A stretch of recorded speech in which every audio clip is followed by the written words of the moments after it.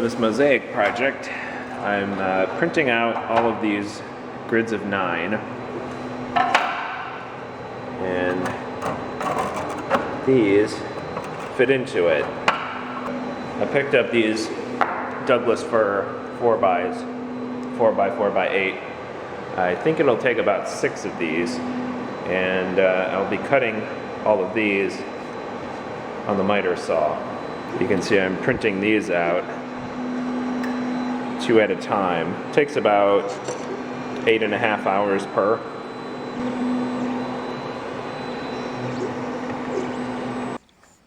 I have my miter saw set to about 10 degrees, which is slightly more angled than the Mosaic grid should be, and slightly less than the 15 degrees that I wanted.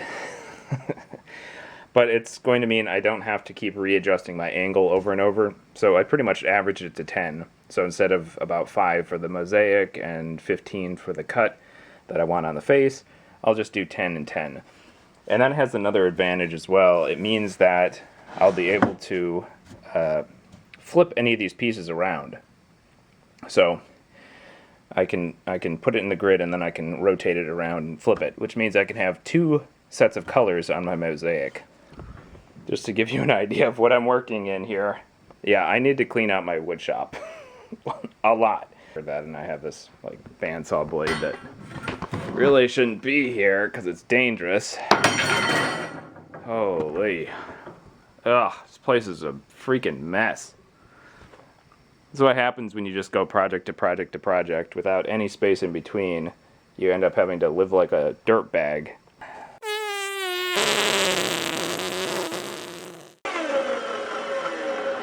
Just toss the scrap. And here's the thing.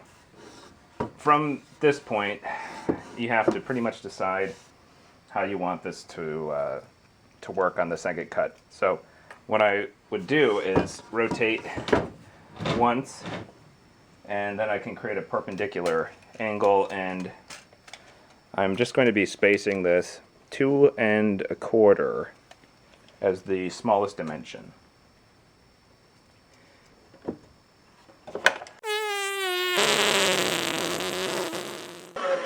Alright, so what's going to happen now is I'll slot this into the Mosaic, so that will be the angle because it's on about a 5-degree angle like this. And now what I have is basically a face that is going to the left. You can see that. So I have about a 10-degree angle, which is fine. It's perpendicular. I really like that. However, I need to have all 4 directions. So I'm going to have to establish a pattern. So for this next one, I already have my 10-degree cut. And if I was to rotate it like this, I would duplicate the pattern I just did. Instead, I'll rotate it like this, which is the opposite way.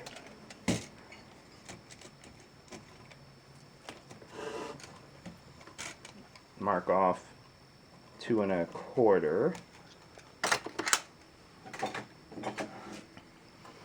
Use my square to draw a line. And then I'll do my second 10-degree cut.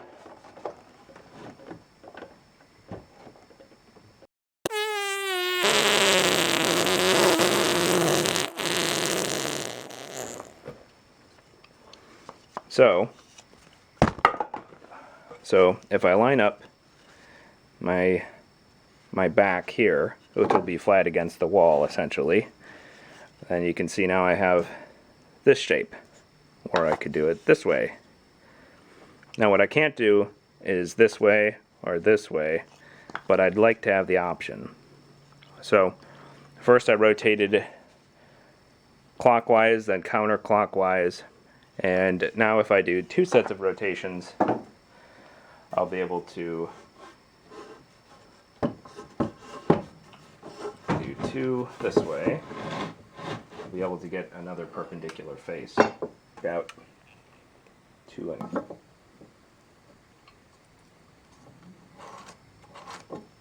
mark it out.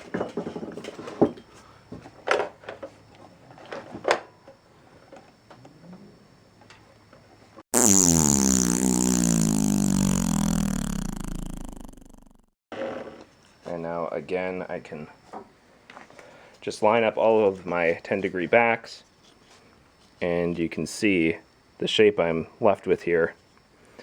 This one and this one are opposite, and then this one, it's harder to see, but this one, you can see what the shape looks like.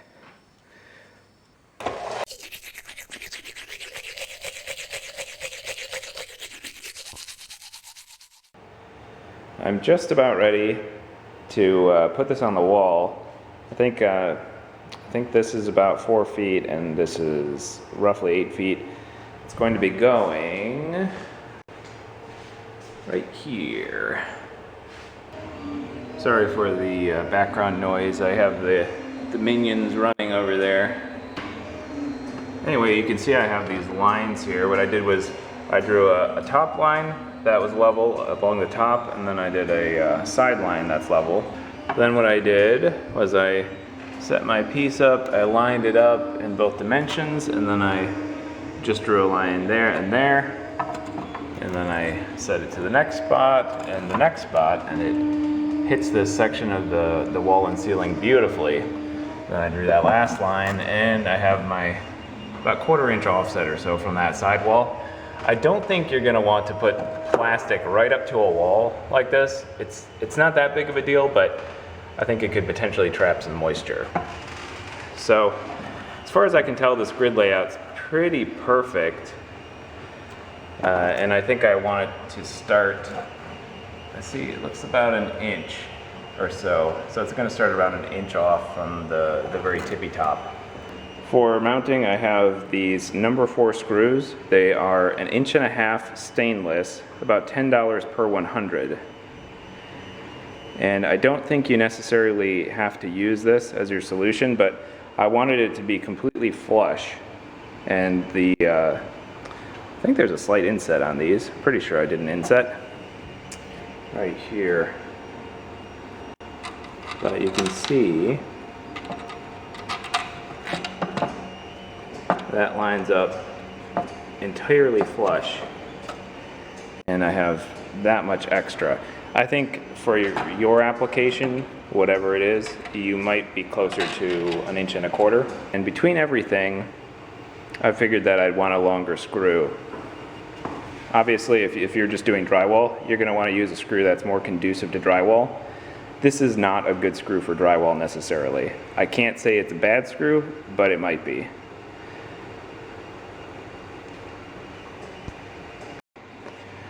Well, I have most of this grid in place. It looks like I need possibly another row. It's hard to tell. It's going to be really close. It's pretty impressive, but I had to be extremely careful. I could not fully inset the screws because like the wall isn't perfectly straight, and so it would pull the layers, and they're laminated in such a way that the back can be delaminated from the rest of the frame. So you can't tension the screws too much, and in fact this PLA is going to have some movement as well. So it is summertime, so this is probably the warmest it's going to get, but it could certainly get colder and might be tugging on these later, I'm not sure. Anyway, that is one of the issues, is this plastic's going to shrink. Plastic moves around a lot. A couple of updates on this Mosaic project. You can see I have all of the tiles cut from 4x4. And I shortened it significantly. So this dimension here, which is the smallest dimension, instead of being, I think it was 2 1/4, it's more like 1 1/4. And I did that because I was having issues with these blocks falling out. So if you test the center of gravity, you can see it wants to fall this way. You push it in a little bit, push it in a little bit, you know. So it's all about the center of gravity. So this only gives me a few millimeters before it wants to fall out, given the, I don't know, roughly 5 or 10 degree angle here. I haven't actually measured that angle, but I've pretty much intuited this entire project. So These are all of the blocks. The other thing I had to do, you may recall, I had blocks that were oriented something like this. And no matter what I did to cut those back, there was no way the center of gravity would be conducive to staying in the slot. So I had to ditch those. What I did was actually cut them down to, well, this shape actually. This probably was one of those. So I get a lot more of these tiles out of a 4x4x8 because they're much shorter now by an inch. And I have 3 variations instead of 4 variations. So the only step that's left is to basically take all of these down, stick them on a 4x8 sheet, and spray paint them. And that will give me my final mosaic look, some kind of tiled look. I suppose as is, this is still pretty cool. And the last thing I did was print out this little L-shaped partial. And that's the most I could squeeze in. It's really close to being able to fit one right there, but not quite. So, because that's, if this was 45, it probably would work, but this is 30 degrees. So it doesn't quite work, and I kind of like it. Here's the grid minus the mosaic tiles, because I have taken all of them and arranged them here. And I did this in a, what I would say is a better order. I tried to kind of randomize it a little bit. There are definitely some patterns that are showing anyway. There's not much I can do about that.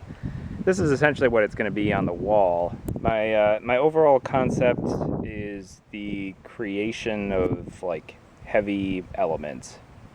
So like maybe a star exploding or something. I don't know. I just chose some pastels that I liked and some silver and copper color. And I don't really have much of a plan in mind. If I had an easy way to play with a pattern, I would probably do that. But I think I'm just going to kind of hit the ground running and start painting this. Hopefully the wind doesn't become a problem. It's a bit windy. Here are my colors. I'm thinking copper and silver can kind of represent metals, and I'm thinking kind of galaxy-like maybe. I guess I'm just gonna start with one color and just kind of add and add and add.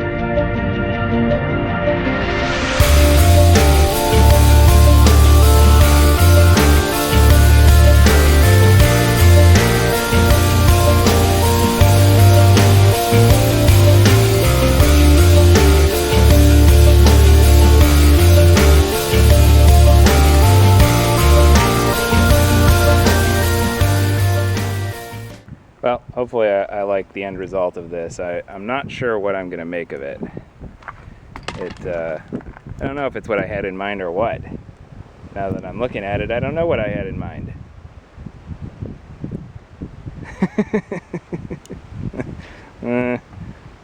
Well, we'll find out. I just got to give this a couple hours to dry. Hooray! Woo! It's actually pretty cool. There's a little whoopsie in there. I screwed up the order. I don't know how I think that's actually just flipped. It's kind of cool though. It's like pixely and sort of nebulous. you can simply pop these out like so, and I think technically it would be this one. Do that there, and this there. I'll move one more. I think technically this is supposed to be, I don't know, I'm probably screwing that up. Doesn't really matter. So you can see they can be very easily arranged. The only thing holding them in place is their center of gravity. And I feel like I could have potentially painted something more meaningful, but I wanted something sort of nebulous because then you could just kind of rearrange it and it wouldn't really matter too much. Anyway, all links will be in the description along with technical details, you know, the 3D printer I used and that sort of thing. And I'll post the design on Thingiverse. I will say I had to, you know, plane. I used my automatic hand planer and I just planed the edges a little bit so that they would fit in here more exactly. So I would have to minimize my sanding. The only sanding I then had to do was just these edges basically to remove sharp edges. And I didn't even do that on the back. It's still sharp edges on the back. So it's, it took a lot more effort when I was initially doing it, but once I simplified my pattern and simplified my sanding, the amount of effort was much, much lower. So I hope you found this interesting, and if you do this project, please leave a comment and show off your work. I'd be curious to see what other people end up doing. You don't have to make it adjustable like I did. This is just a project idea. If you found this interesting or enjoyed it, please like and subscribe, and I'll keep the videos coming. Thanks for watching.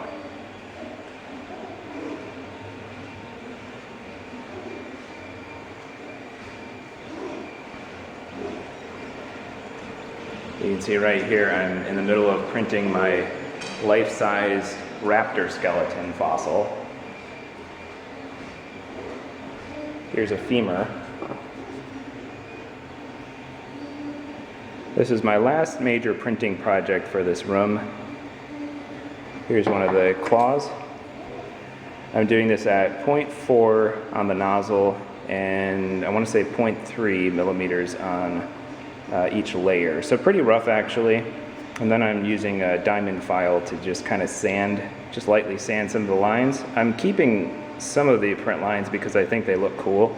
I think it really goes with the bone, you know, like having these print lines really kind of makes it look a little bit more realistic, I think. It's all very light. And in case you missed it, this was my how to print big things video piece right here, this manifold over my heating and cooling lines here. So be sure to check that out. I'll put a link in the description. And I've just about finished this room finally. I have another video I'm going to put out on how I made this curved wall and how I did this curved trim.